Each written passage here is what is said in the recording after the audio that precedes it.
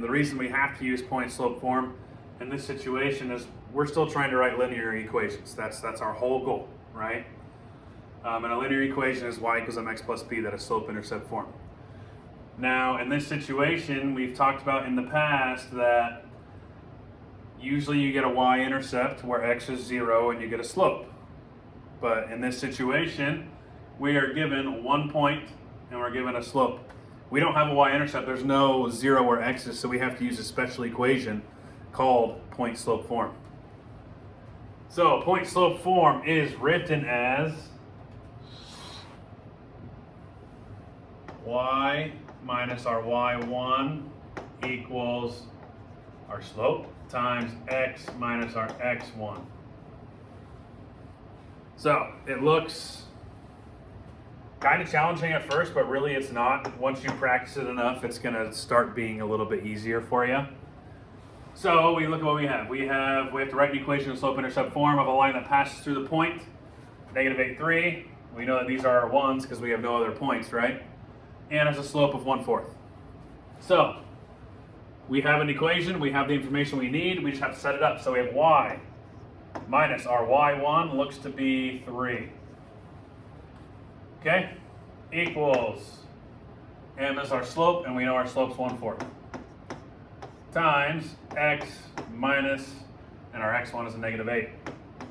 We know that when we have a minus minus, we use diverdude.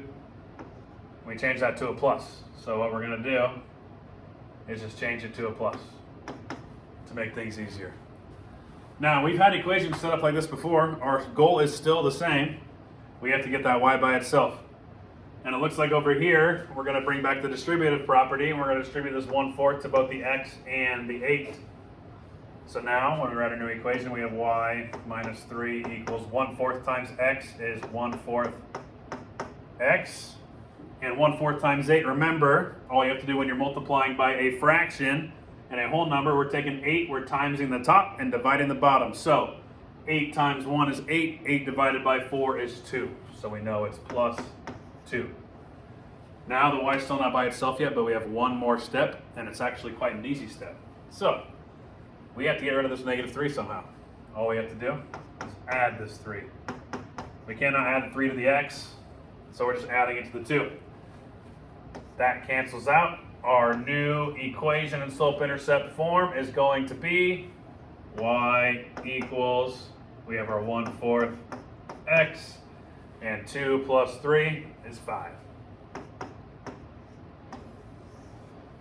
So when we are given just 1 point and a slope, all we have to do is use point slope form to get to our final equation.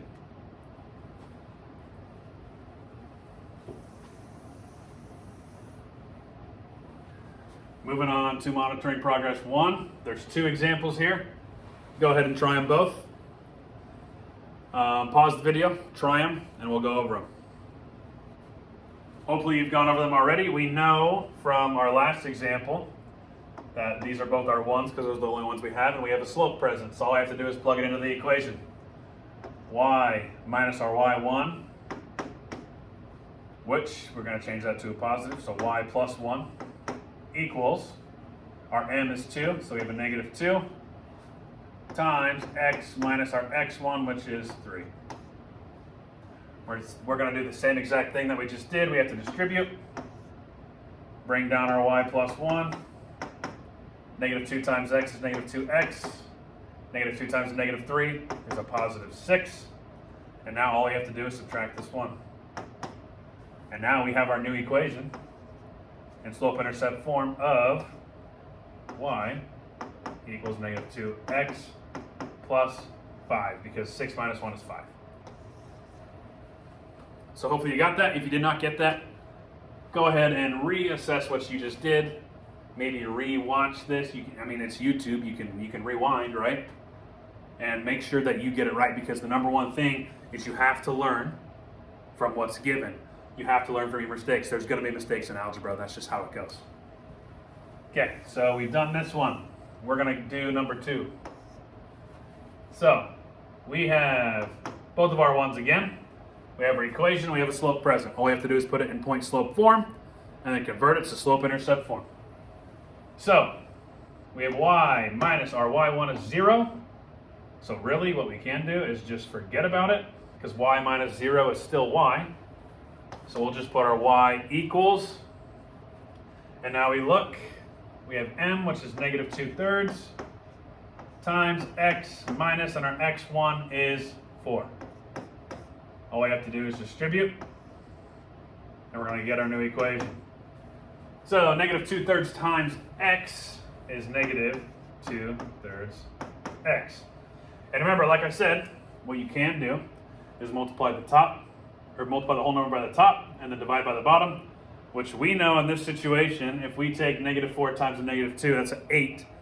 We cannot divide 8 by 3, but we're just going to write a positive 8/3. I don't want you to write that as a decimal because it's going to be a repeating decimal, right? So just leave it in fraction form. That one was a little bit tougher, but really it's the same thing every single time. So as long as you practice this enough, you're going to be really, really good at it.